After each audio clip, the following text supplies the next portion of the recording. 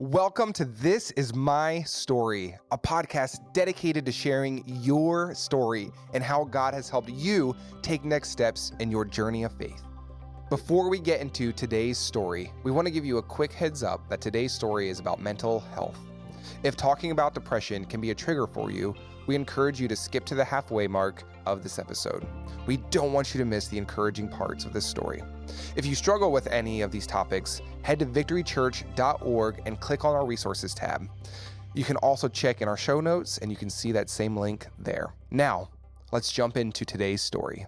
Well, welcome everybody. Today I am here with a very special guest with This Is My Story, Laura Givler. We are so excited to just hear her story today. If you've been listening to other episodes, just the incredible stories that people have been sharing, what God's done in their life and just what he's brought people through. Today I have Laura who's going to be sharing about her past with anxiety and depression and mental health. It's such a relevant topic that so many people, especially over the last 3 years, have really just fallen into that state of mind. And just that's where we've been kind of as a culture. So it's going to be an incredible time just talking with Laura of how the Lord has worked in her life and just ways that she's been able to overcome some of those thoughts and some of those fears that she's had. So Laura, welcome to the show. We are so excited to have you. Thank you for having me. Yes, we are so excited to here. have you with us today and just hear your story and just what the Lord's been doing in your life. And obviously mental health doesn't end. Like that's something that people aren't like, yeah, I had anxiety and now I'm never anxious about anything. Right. Like that's a process. Like it's something that we all struggle with. But your story is just one of how the Lord has brought you from just such crippling fear of that. So we're super excited to just unpack that with you today, and just hear some of that story. So tell me how that kind of started. So what I know is that you struggled with it at a young age. So what was that like? Yeah, so I was raised in the church. Parents were very young Christians, so it was more based on like religion than it was relationship, pretty much up until my mid-20s, but I did not have a good relationship with my dad as a kid. And so from that, there was a lot of insecurities that developed. Yeah. So then going into school, thinking that I needed like approval from like other people, that's where like depression really started to become part of my life because I just went through school thinking like I wasn't good enough and like every aspect of my life, friendships, grades, sports, things like that. Yeah. And just really struggled with my self-worth. Yeah. Because absolutely. I didn't feel like I had any. Yeah. So was your dad in the picture or was it just, he was in the picture and there wasn't a relationship or was he completely out of the picture? Yeah. So my dad was in the picture. He was not very emotional. So when it came to having a relationship with him, it was pretty much non-existent. Yeah. Growing up, he was very verbally and emotionally abusive to both my mom and I. And so, yeah, that stemmed like a lot of the things that I struggled with. Yeah. So was that something was there a time in your life you remember as a child before any of that where you had a joyful or just a healthy childhood in that regard? Or was it, as far as you can remember, that was kind of the nature of your childhood? Yeah, I actually don't remember much of my childhood. I think just from all the trauma. Yeah. It's pretty much like a black space. Yeah.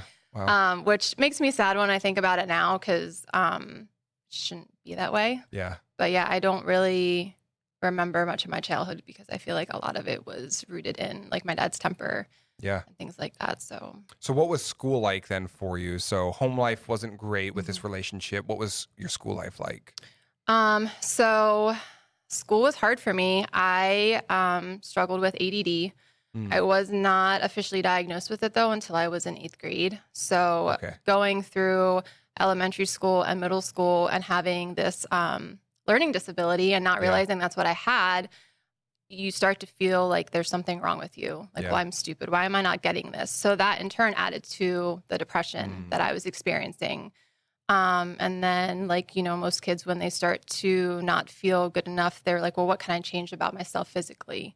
So then I started to struggle with an eating disorder, became just very focused on like the physical aspect of everything. And when you don't feel like you can measure up because you really never can when you're constantly comparing yourself. Yeah. It just adds to everything that you're already feeling. So at this point, you said your family was very into religion, but not really relationship with the Lord.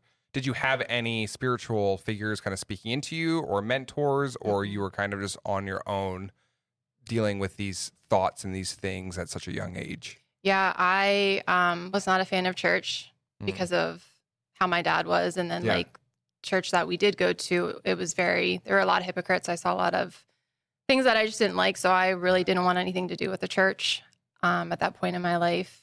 So I didn't really have any influences other than my family. Yeah.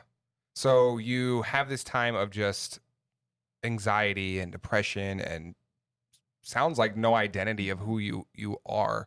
You start going into these eating disorders that you have then, and had this really bad spout of anxiety and depression in the 2017, 2018 time period.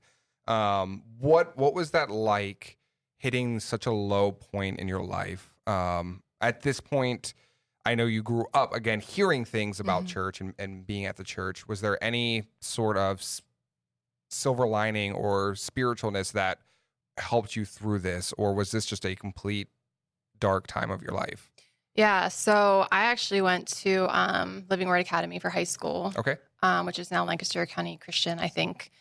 And I started to get a little bit more of a real view of what it meant to be a Christian there. I did have one friend that I was really close with. She was really the first example that I had in my life of what a true Christian was. She knew all the things I struggled with, never judged me. It was just always there for me. And then when I graduated from high school, I just kind of fell back into past habits and just couldn't get my feet grounded in anything solid when it came to church, because I was missing still the relational aspect of being a Christian. Yeah. Because I hadn't really been showed that or like taught that, like, what does that mean to actually have a relationship with Christ and to find peace in him and rest and to like really truly feel loved and accepted by him. So in 2012, actually, I came out of a really toxic relationship. That's another story. But from that, I knew that I needed to change my life because if I didn't, I was going to end up taking my life. And that's actually what brought me to Victory my first time around.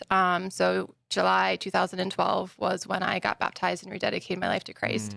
And that was a huge turning point for me. I saw Jesus in his truest form for the first time in my life. Wow. Yeah. And it's still like, when I think about it, it's still like the best moment that I ever experienced. But yeah, and from that moment, I was like, I had this mentality that, okay, like now I'm going to church. I'm like grounded. I'm getting involved. Like I have this church family around me that's supporting me. So depression and anxiety and all this stuff is no longer going to be an issue. Because that's what I was led to believe in the past, that, when you're a Christian, all you have to do is pray it away. It magically goes away. Yeah. It just goes away. And that was not the case, obviously. Yeah. And then some things happened and I ended up not backsliding, but taking a step away from Victory and just kind of floated around for a little bit.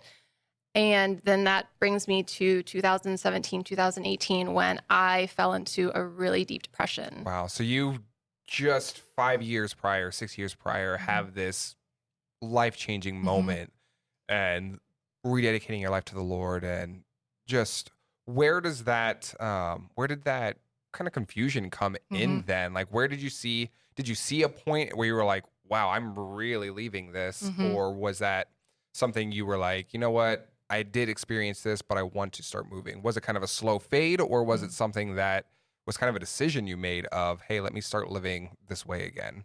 Yeah. So I, like I said, I have never experienced anxiety to the extent that I did during this time period. Yeah. And it was really frustrating for me because I'm like, I don't understand. Yeah. Like, why am I going through this after like I've already, given my life to Christ and, all these things? I just felt like everything was being taken away from me and like I was being isolated. And I got really angry at God and I didn't understand. I'm like, what is my purpose for even living? Yeah. And I remember praying like, Lord, like if this is what my life is going to be like and I'm going to struggle with this, like just take my life because I don't want to live like this. And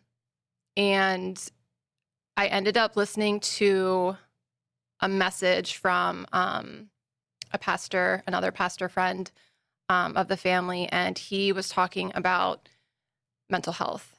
And I know this is not the case for everybody, but it's something that I've learned to see. And he was talking about how a lot of times the enemy uses mental health as a stronghold in your life. Yeah. Because he wants to isolate you, because he knows that if he can isolate you, then he can keep you from being used in the kingdom. And something in that message just snapped inside of me. And that's when I felt for the first time that I was actually fighting back against the enemy, not just like a stigmatism that, culture puts out, but actually fighting against an enemy that's trying to take my life from me, and not blaming God. Yep. And seeing like where God was at actually in all of that, protecting me and keeping me safe, because there were so many times where I wanted to end my life, but something in me was like preventing me from doing that. And had I not, and I believe it was the Holy Spirit, and had I not had that, I probably would not be here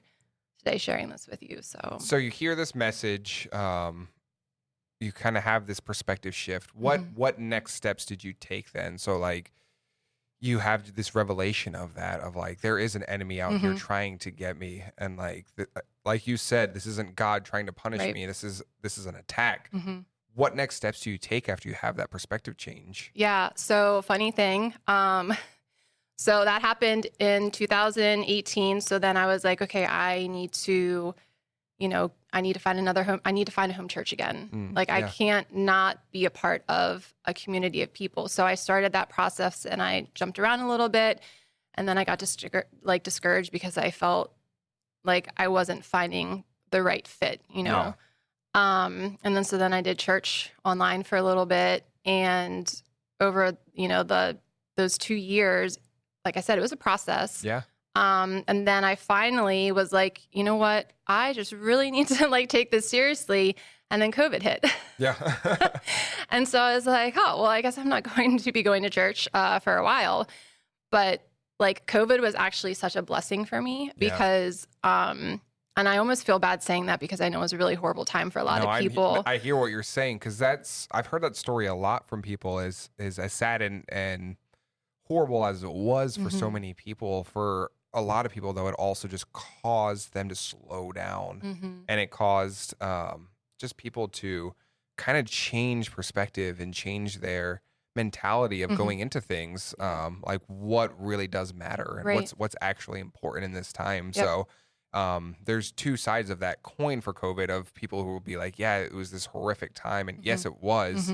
But then you have those other people who it just forced into a slowness that they may have never experienced in life, and just caused that to change perspective. So no, I understand what you're saying in that, because my story is a little similar, where so much was going on in my wife's life and in my life, and we were almost even crossing paths in many ways, and we're like, yep, this is where we're going, this is this, and that caused us to stop and be like, oh no, like now we're together, and now we can really see like this is a connection we're missing. Really spending this intentional time together. So no, I hear exactly what you're saying. So COVID happens, you're like, I'm gonna get back in church. It changes, obviously, for you. So what happens then? So eventually things started to open up, and I was like, okay, started to dabble places here and there. Was going to one church for a little bit that my sister goes to. And then I still wasn't feeling connected. And I was still having those moments of, not so much the depression wasn't really an issue for me anymore at that point. But anxiety was still very prevalent in my life. I can remember there was one time I went to the grocery store, and I literally just had to leave my cart in the middle of the aisle because I was having a panic attack for no apparent reason. I couldn't go out to eat at restaurants. It was hard. And then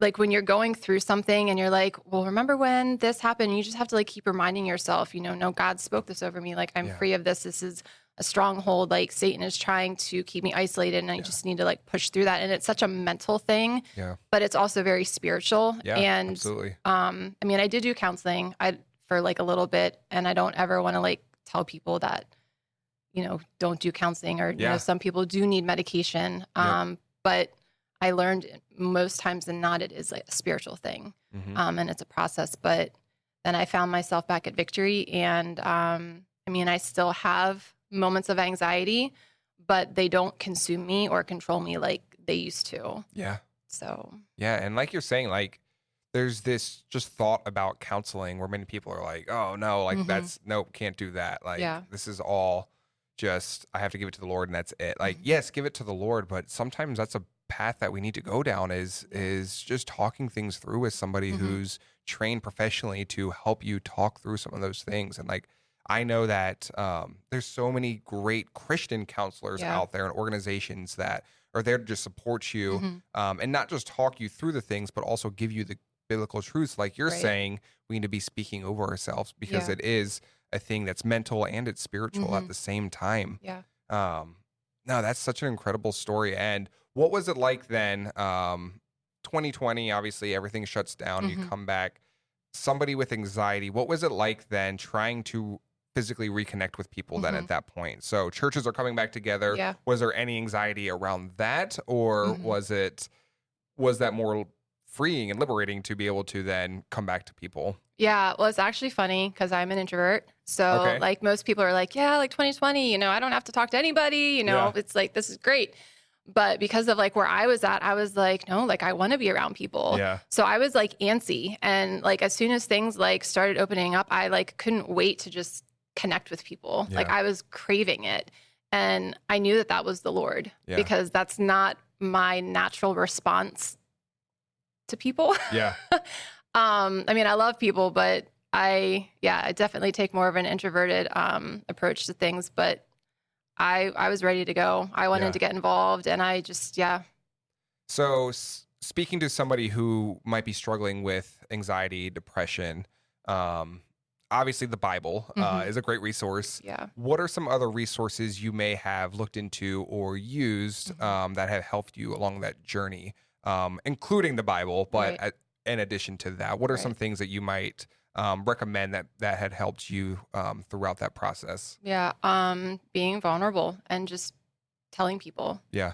I think there's such a huge stigmatism around mental health, and people think, oh, you have mental health, you're crazy, or there's something wrong with you. And even like now that it's being talked about more, I still feel like there's still like people don't take it seriously. Yeah, there's a perception of it. Yeah. Yeah. And people are like afraid to talk about it, or they like take those labels and they carry them and they're like, this is part of my identity. And so like the one thing that I would just really encourage, and I think one of the PC or somebody spoke about this a couple weeks ago, that it's anxiety and it's depression, but it's not your anxiety. Yeah. It's not your depression. Like those things are not your identity. Those are things that the enemy is using, but they're not your identity. So I just would really encourage people that are struggling with anything in the mental health spectrum. Yeah. Don't claim it as it's part of you, but it's not who you are. And it's not where God can take you. That's so good. So yeah, that's probably the biggest thing, because it's a mental shift. And like, if you can get your mind to just shift away from like claiming those things as identifying you, it makes a huge difference. Yeah. So like Laura's saying, like find people, find a group, find somebody, multiple people, I would even say, that can just pour into your life, speak into you, and just continue to encourage you in those biblical truths, that you are so much more than the things you're battling with and the mental state that you might be in. No, that's awesome. Thank you so much for sharing that, Laura. Yeah. Is there anything else that you want to share with our listeners, like that the Lord has done in your life within this area of depression, anxiety? What are you up to now? Like, what are your next steps? Obviously you're here recording this podcast and sharing your testimony about it.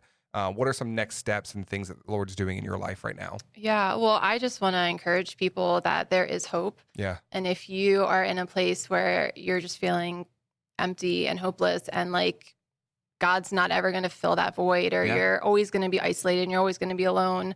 That is a lie from the enemy. It's totally not true. But you do have to take the steps yourself. God's not just going to do it without your input. Like you have to make the steps for the change, and you have to fight for it. So that's good. He has the path already for you, but you have to be the one willing to take those steps and make that change in your own life. So, no, that's so good. Yeah. Thank you so much, Laura, for sharing with us today. We pray that somebody listening to this today that might be struggling with anxiety, depression, fear, whatever that is, that this speaks to you. And just know, like Laura said, like there is a better path. Take those steps, connect with somebody, talk to somebody about this. But we love you guys. Thank you for listening. Tune in next week. We'll have another episode next Monday. Thank you for listening, and be blessed. Thank you, Laura, for being here. Thank Bye-bye. you. Thank you for joining us on this episode of This Is My Story. Hearing these incredible accounts of God's work in our lives reminds us of the enduring power of faith. If you've been moved by these stories, don't forget to subscribe on your preferred podcast platform and on YouTube. And don't forget to share the inspiration with others who might need it. This Is My Story is recorded at Victory Church in the heart of Lancaster County, Pennsylvania. You can learn more about This Is My Story and Victory Church in the show notes. Thank you for listening, and be blessed.